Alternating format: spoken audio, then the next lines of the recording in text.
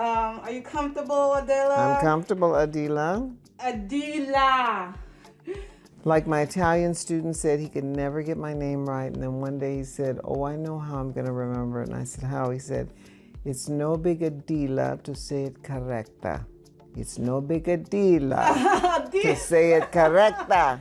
I love that. So from then on, Bigadilla. it's no big a deal to say it correcta. To say correcta. I love it. He got it. Hello, everyone. Thank you for joining us here today. This is Sergia Starr, and this is Love, Awaken, and Prosper. And we are here at the Writer's Well with Miss Adilah Barnes. I'm so used to, you never really corrected me all these years. I think a lot of people say it that way to you. Well, my name gets pronounced so many different ways, but it is Adilah. It is Adilah. That's it. When you told me last night, you said it's like the I in Spanish or something like that. The I is like E. The I is like an E, because Adilah. That's it. And the I in Spanish, me being Puerto Rican, is E, like an Isa. So it's Adilah. exactly the same. It's exactly the same. Adilah. Yes, it could be. It could be. So Adilah, I'm so happy to be here. I'm here at the Writer's Well. I've been here since Sunday working on my work. And we're finally getting her on camera. She's my first in-person interview since COVID, because I have done others one-to-one, back in the days, right? So I wanted to ask you, the first one is, how long have you been in show business? Wow. I began at age 16. So it's been a long, long time. Howdy do, Rhonda, my old friend. How are you? I'll be great in 30 seconds when I kick your behind out of here. But I sure was gonna. Hi, I'd like to see Carol Berry, please. Is she expecting you? Is anyone ever really expecting anyone? So that's a no. I'm told you expect Negro women to march in a separate unit. At the back. Southern suffrage groups threaten to withdraw. Are the ladies afraid we'll march out of step? Call their bluff. We can't afford to lose their support, not with the Democrats in office. Who's we? Women? Or just white women? Brenda, stuff is blowing all around the street. What a break. Some of this will be the mothers and some will be from the boy. What is this? Is this? Don't ask, don't tell. You're the one who called earlier. I'm the one who told you no. And ask her if she wants to talk to me, like they do in hotels. Do you see a bellboy? Do you see a gift shop?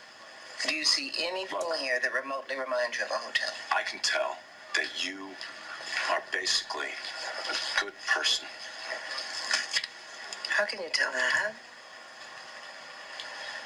Your eyes, they're very kind. Does that ever work for you? And I was in a program called Project Upward Bound.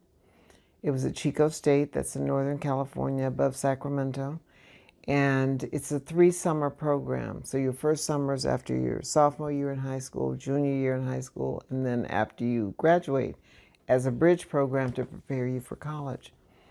And so the first summer, one of the electives was drama. I had never taken an acting class, and I thought, this might be interesting. So I auditioned, and I got the part of the Queen in the play The Ugly Duckling by A.A. Milne. Mm-hmm. And I'm so happy that I began with non-traditional casting. That's how I started. So here I was, African American. My husband was Anglo. He had dark brown hair. Mm-hmm. Our daughter in the play. In the play, and our daughter was a blonde with blue eyes. Mm-hmm. Her suitor was darker than me, African American. So it was about who the director felt was most right for the role. It had nothing to do with race. I love that. And that's how I began believing that I could play any role, that I had no limitations. That's how I started. That is beautiful, Adilah. At 16. Adilah. At 16. At 16. That's a great foundation. It really was. It really Because was. it just frees you up to just think bigger, right? I was never limited. And you didn't even know that you were thinking bigger. You were just like... All I knew was that I was cast in the role, and it was a powerful role as the queen. Mm-hmm. Awesome. And so tell me your biggest break in TV. So like, when was it like when you felt like, I am a professional actress? I am a professional actress. Well, I felt that anyway because, first of all, I trained. I graduated from UC Santa Cruz, got my degree in theater arts. So my foundation really was there. And then I moved to the Bay Area and I got all my union cards. At that time, SAG and AFTRA were separate. Mm-hmm. So I had my SAG card, my AFTRA card, my Actors Equity Association card. So for those who don't know, Screen Actors Guild, that card is for those who are in the business on camera or behind the camera. Okay. And for AFTRA at that time, American Federation of Radio and Television Artists, was for those who were doing TV that was not on film, that was on video. Okay. And or newscasters fall under. Now they're together, they merged. Now SAG and AFTRA together. And Actors Equity Association is for stage actors and stage managers, anybody who's doing professional theater. Yes. Mm-hmm. But what was your first television show? So the first television show, I don't remember the first television show. Gig, your first TV gig. But what I do remember, my first job, professional job in front of the camera was actually for a commercial. Mm-hmm. And it was for Nice and Soft toilet paper. Okay. And it was a voiceover job. So you didn't see me, you heard my voice. So that's how I got my Screen Actors Guild card, by doing a toilet paper commercial. Yes. Nice and Soft toilet paper. So that actually was my first professional job in terms of a union job for SAG. Mm-hmm. And then for AFTRA, my first professional job, and my one and only time that I ever have done extra work. I've only done extra work one time in my entire life. And that was a featured extra role on a TV series that was on public TV in the Bay Area where I lived at the time, in San Francisco.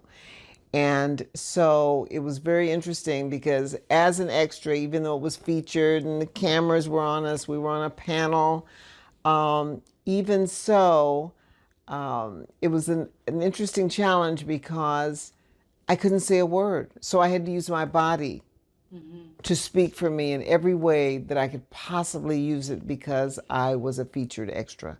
And that's how I got my AFTRA card.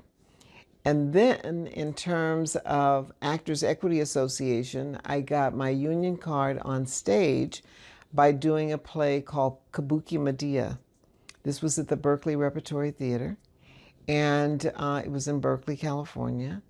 And perhaps my most demanding role I've ever done on stage because it was kabuki style and it was very stylized. Because I don't know what's kabuki. Kabuki is a form of movement that's Japanese. And it's very slow moving. It's very choreographed. It's very beautiful. Mm-hmm. And so the director was Japanese. And so our movements were all kabuki, and even the speech is very slow and up and down. So it's very stylized. Wow. And so we would scrub the theater floor before we went on stage. You had a towel, and you had to take the towel all the way across the floor and back and forth until you were all the way across the stage. So we cleansed the stage before every performance. And so just when you say cleanse, I know it sounds with the towel. But is it like a spiritual thing? It was a spiritual thing. It was very spiritual. Okay. It was very It's spiritual. not, I'm cleaning the stage No, it was. because I'm going to be performing No, on no. it. Wow. It was spiritual. So yes, it was cleaning it because we all had towels. Yes. But it also was more so very, very spiritual in terms of the space before we actually got on that stage. Yeah. There was a clearing. It's a sacred space. Exactly. And we had to learn a dance. Mm-hmm. So every day that we went into rehearsal, Shozo Sato is his name, the director. We had to learn a different part of the dance. And I was never really good at it. It was so intricate. But You can choose. You just did I something don't right remember the there. dance, but I do remember that every day we learned a different part, so that by the time we were done with the rehearsal process, we had gone through this entire long dance, learning a little bit at a time, day by day. And that's how you do it, one step at a time. One step at a time. So, because I feel muffled here, and I know you sure, do. I know you do, and I that my appreciate you words- having the mask on in terms you're of safety. welcome. Thank you. Definitely, definitely. Here at the Writers' Well, it's something that Adilah is very firm about as far as wearing your mask, checking you in, checking your temperature, and what's that? You have an finger oximeter that you put on your finger. that and that, what is oximeter? What is that? And the oximeter, many people will remember perhaps a time that they've gone to the doctor and they've taken this little thing and they've clipped it on your forefinger. Like a little machine. And it's numbers. a little machine with numbers. And so the best you can get with an oximeter reading is 100%. So if your number's 100, you can't get any better than that. Oximeter means oxygen, right? So you're checking the oxygen level in your lungs. And people with COVID have a very low reading. So you want to be between, say, 96 and 100. Okay. You start going down, especially in the 80s, 89 on down. Low 90s, not good. That's telling you that something's going on with your lungs. And if it's COVID, that's not a good thing because your respiratory system has been affected. Yes. We'll talk more about that because you have a lot of information for us. We met because I did Adilah's in 2005 when I moved to Los Angeles. I applied for the LA Women's Theater Festival. My one woman show, I Didn't Cry, was accepted That's to right. be part of the run. That's right. And we met. That's right. And we became friends. That's You're my right. mentor, Oh, my teacher. thank you. Thank you. We did, like, it's been, my daughter wasn't even born yet. That's right. That's right. So, 17. What is that? Oh, 17 over, years? yes. Something like that. Wow, I can't believe it. For sure, it's been close to 20. She's 14, so about 16, 17 years, something like that. Because I had her, I was 2007. Yeah, I took your class. I took Adilah's acting class pregnant. Right. Oh, I had not remembered that you were pregnant at the time. Remember? Ah, I was sticking out. yes. Tell me about the LA Women's Theater Festival and how did it come about? How long has it been going? Because already we're, it's for a few years. But I So, yes, let the me know Los more. Angeles Women's Theater Festival was born in 1993. And at that time, it just so happened I was going to a conference that was put on by the California Arts Council. It was in Pasadena, California. And it was a huge conference, so people were coming from all over. And at that time, the California Arts Council had a program, and if you were accepted in the program, you were actually in their directory. So any theater in California, any city facility, any space or venue that was seeking artists, if they went to this directory from the California Arts Council, it was like we had the good housekeeping stamp of approval. And so they had this big conference in Pasadena. And I met this woman by the name of Miriam Reed. And what bonded us was that we discovered that we both had solo shows playing historical figures. And that was our connection. Mine, African American, hers, Anglo. So by the end of the conference, which was all weekend, they had everyone come together for this big powwow in this huge room. And they asked if there were any announcements. So Miriam said, Adilah, what if I went up and asked if there were any other solo artists and asked them to meet us in the rear of the room to see if we can collectively support each other? And I thought, that's a great idea. So Miriam went up when they asked for announcements. She went to the mic, identified me, I raised my hand, and all these women came to the rear of the room. We had actors, dancers, storytellers, performance artists, all these different women of different disciplines. And Miriam and I looked at each other and we said, we're on to something. Yes. And so two of the women said, we're with the Burbank Little Theater. Would you like to have the first meeting there? And we did. And by the end of the evening, the Los Angeles Women's Theater Festival was born. So fast forward now. So exciting. We're in our 28th year. We've produced well over 600 solo artists from around the globe. All the way from England to France to the Netherlands to Russia to India, Canada, Brazil, Australia, South Africa. Women from all over the world have come to be a part of us. It's very exciting. I love it because you guys pull in different acts, right? And how many do you turn down? I don't know really how many we turn down because we don't really focus on that, but we focus more on the ones that we have selected, which I can tell you is over 600. And so these are women of different genres, all the way from being actors to dancers. Maybe my question is not turned down, right? But I know a lot of it's competitive. It's very competitive. It's very competitive. And so not everybody who submits for the festival gets in. We just had our submissions process deadline.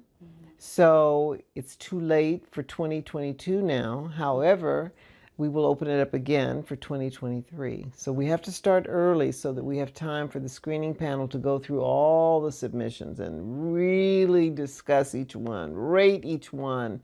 You have to have at least a 4.0 to make it to round 2. And then we go to our finalists, and then we begin to think about curating and putting artists together for programs. So it's quite a process. It is. And what are you looking for? When I know you do different subject matters, so that's important. Yes, what we're looking for is diversity. Okay. So we're looking for diversity in terms of voices, meaning what is their story about? We're looking for diversity in terms of age. We're looking for diversity in terms of ethnicity. We're looking for diversity in terms of ableness. So sometimes we've had those who are hearing impaired or wheelchair bound or whatever, so that we have diversity in many, many different ways. That's amazing, Adilah. And you mentioned your one-woman show, so please, I Am That I Am Woman Black. Yes.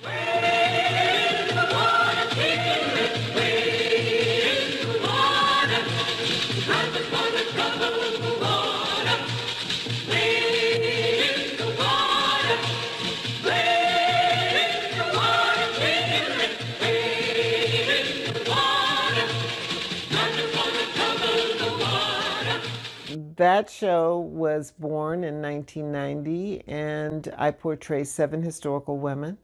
I start with Sojourner Truth, then Harriet Tubman, Mary McLeod Bethune, Zora Neale Hurston, Lorraine Hansberry, Angela Davis, and Maya Angelou.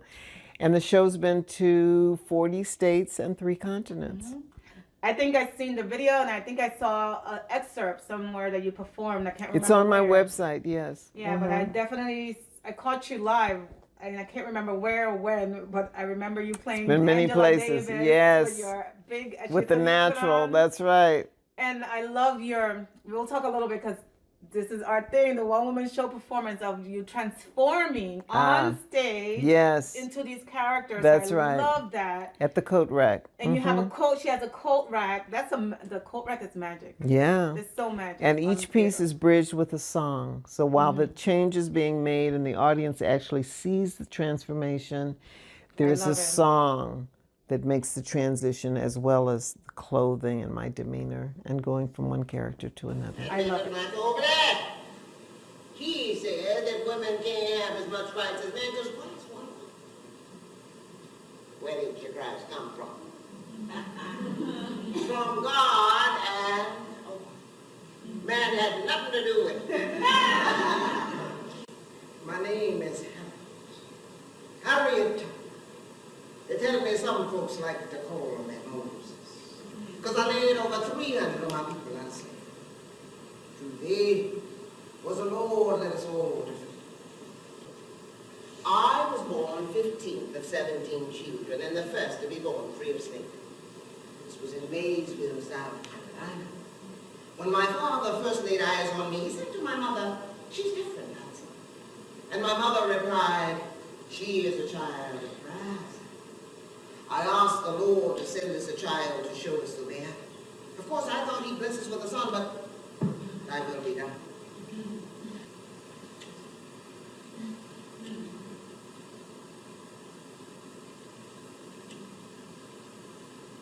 Growing up in the all-black town of Edenville, Florida, for me, Zora Neale Hurston, the store porch was the most interesting place I could think of.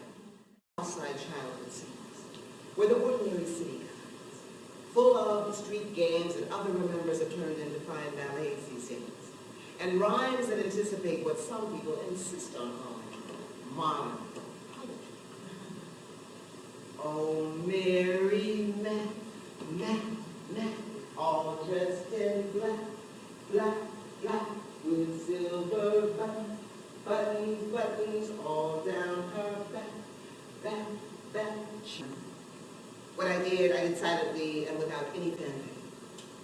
It seemed to me that if there were hungry children, something was wrong. And if I did nothing about it, then I would be wrong. I always thought it was fortuitous that I was among those who had escaped the worst.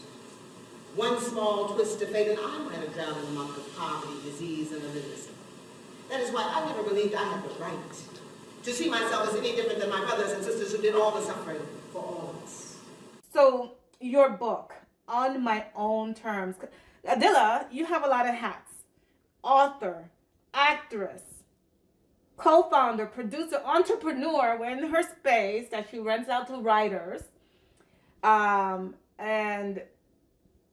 so you're a busy woman. I wear a lot of hats. You wear a lot of hats. Are you also a director? Do you direct? Have you gotten? Yes, I've directed 3 solo shows, and in fact, the one most recently, Alma Collins is the actor, and in Los Angeles, she just had 2 different venues that she performed in, and the name of the piece is. She's gonna hang me about this. Not sweet like honey, strong like honey. Okay. Strong like honey is the name of her show. Strong like honey. Interesting title. It is, and Honey was her grandmother. Oh, now that makes sense. So it was someone's name, because when I first heard it, I thought strong like honey. Yes. And but it's a great title. Yes, it is, because it makes you wonder, what does that mean? We never think of honey being strong. Yes. That's awesome. We think of it being sweet. And we get to find And I always want to say sweet like honey. That's why I was like, wait a minute. But it's strong like honey. It definitely pops out. It's a great title. It is a great title. Great title.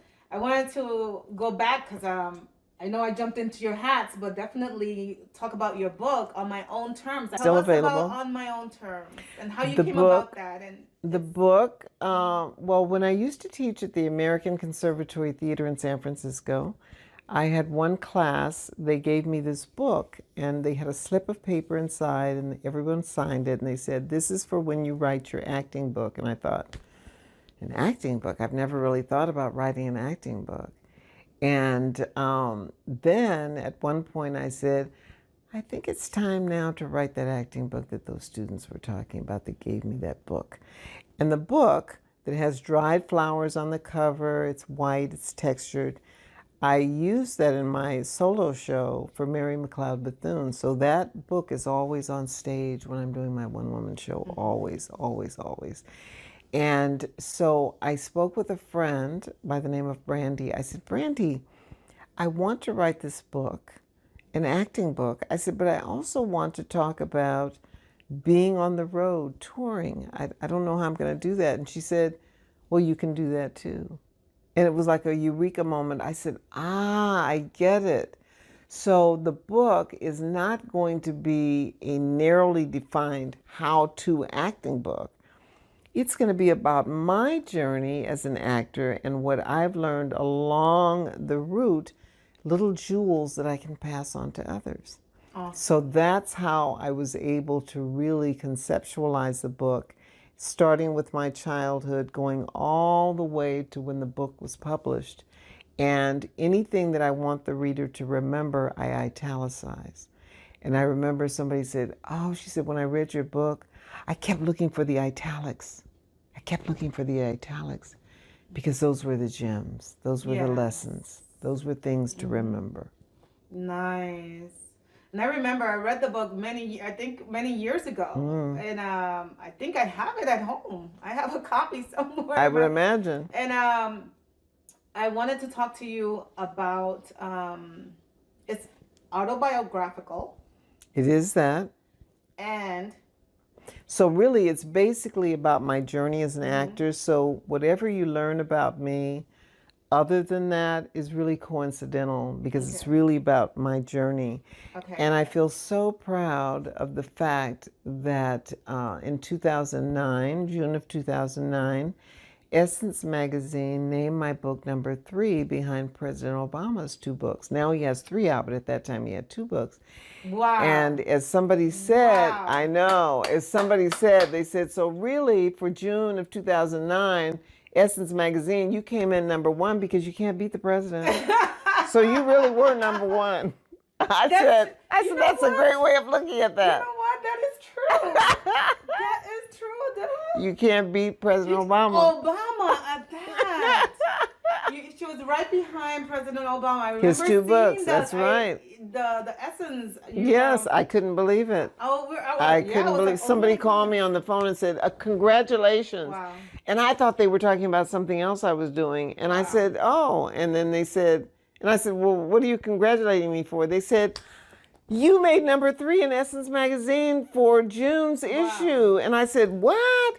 So my 2 housemates and I at the time, we got in the car and we went around. We were trying to find it. It took a while because it wasn't on the stands yet. This is somebody who subscribed. Okay. So they get their books earlier than everybody else. Yeah. But we finally found a stand and we turned to the page. Wow. I know they thought we were insane. We were just screaming and giggling and yelling. And I was like, oh my God! Goodness. After Barack Obama. It was such an exciting moment to see in print that the book actually came in number 3 for that month. I love it. I love it. Oh my goodness. These are great gems. And I'm like so excited. It's almost like I'm really reliving it with you. And Yes. So, okay, we're going to go now to where we're at. 4,400.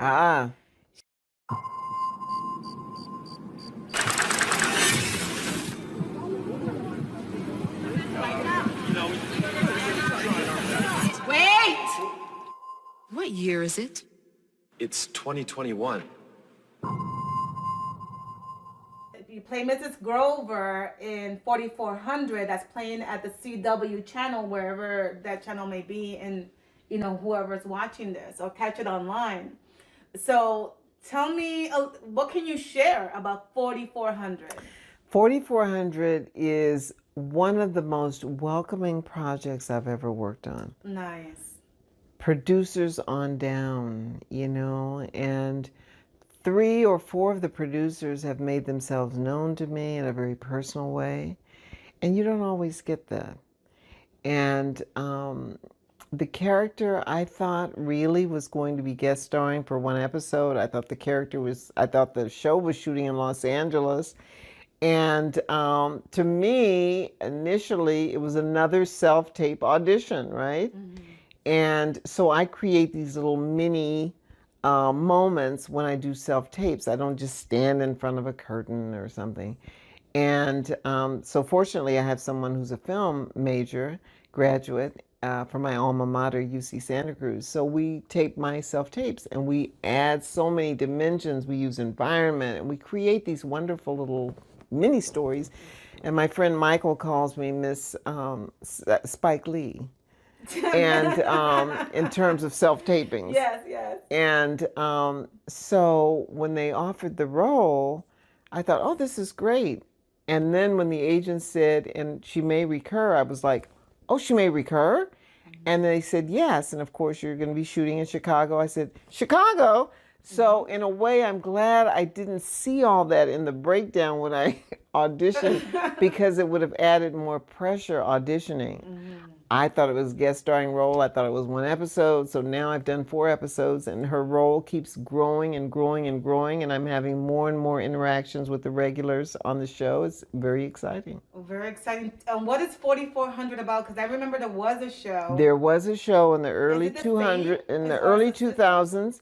Same premise in terms of 4,400 people who see this green light and they just end up in a space. They don't know where they are. They don't know how they got there. They're from different eras, different years, and they're all together and they're being held against their will in this space, and they're trying to figure out what happened. Yeah, there's a woman on the show, a character on the show. She comes in from the 50s. So she's dressed like the 50s. And she's looking at cell phones like, what is that?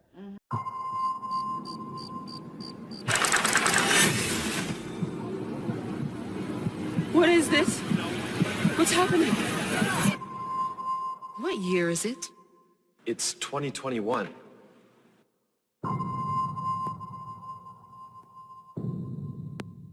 And somebody's from the 20s, the Harlem Renaissance. So all these people are together from different years. You know what? I don't have a television. But you can see it. You can see it online. They will stream it. Go to Okay, so I CW. definitely People will can catch go it. to CW and stream. Yes, they can find it. Okay. To work in Hollywood now, to work in a production, did you have to get vaccinated? Well, with this show, it's vaccinated, mandated. Not every show is that way, but every show is trending in that direction. So it is happening now. And in some cases, when the agents look at the breakdowns, and that's the sheets they see every day with the auditions, so they can figure out which of their clients they want to submit for different roles for TV and film and even stage. Now I understand that in the breakdowns, in some cases, they're even saying, if your clients are not vaccinated, do not even apply. Do not even submit. So it's really becoming, the walls are closing in on those who have chosen not to vaccinate because it's getting harder and harder to work in the industry, to even go anywhere, even to leave the country. I mean, it's becoming very, very difficult. And it's not every theater that's demanding it, and it's not every show yet that's doing that, but we can see it happening. And certainly on Broadway, you can't even get in productions unless you have proof that you've been vaccinated. So it really is, it's becoming something that's getting more and more difficult to get around. Wow. I understand that. And tell me a little bit of that experience. I remember you saying something while you're on the set, even though everybody's vaccinated, they have to still get tested. Well, with the show 4400, the mandate just came down.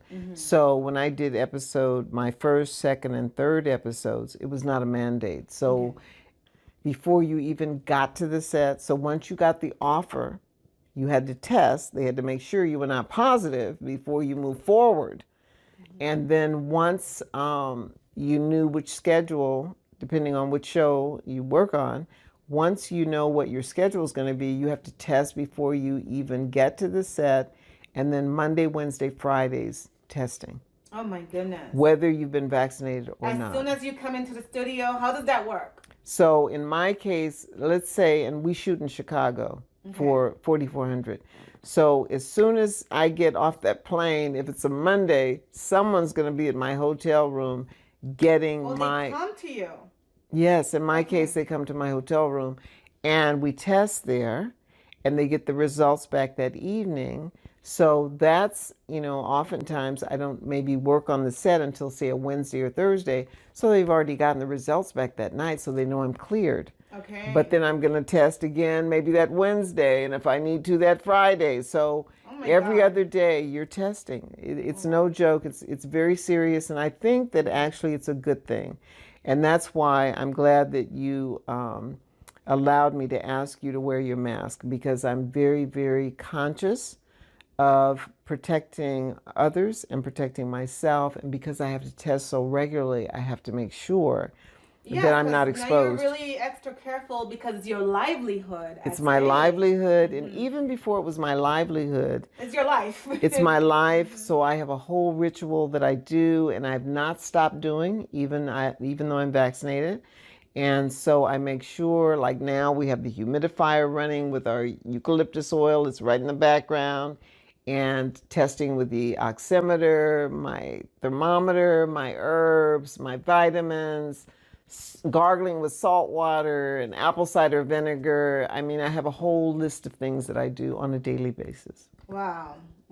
And I haven't heard about the salt water and vinegar gargling. Oh, they're excellent. Excellent. Oh, wow. Zinc is very good. Yes. So there are a lot of things that one can do. And as a friend said, she said, Adilah, you're probably more vaccinated than those who have been vaccinated because of all that I do. So we were talking about the writers. Well, let's talk about how you came to find it and create it. What was the idea behind it? Well, you are a writer.